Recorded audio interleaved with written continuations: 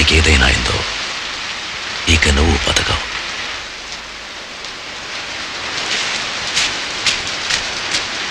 దేవరాజ్, ఏం చేస్తావు దేవరాజ్? నీ రౌడీలతో నన్ను చంపిస్తావు కదూ? రమ్మను. నా ప్రాణం పోయేలోగా ఇక్కడ 10 మంది ప్రాణాలు పోతాయి. న్యాయం అంటే ఒకటి ఉంది.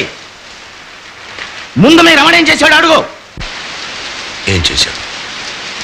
పంతులు, అది తెలియకుండా దబాయించుకో.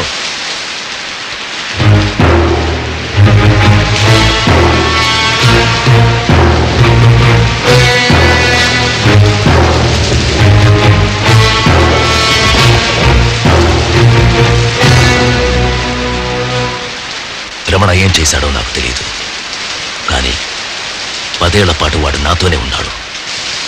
వాడు హాస్పిటల్ నుంచి తిరిగి రాలేదు. ఈ సూర్య బతకడు.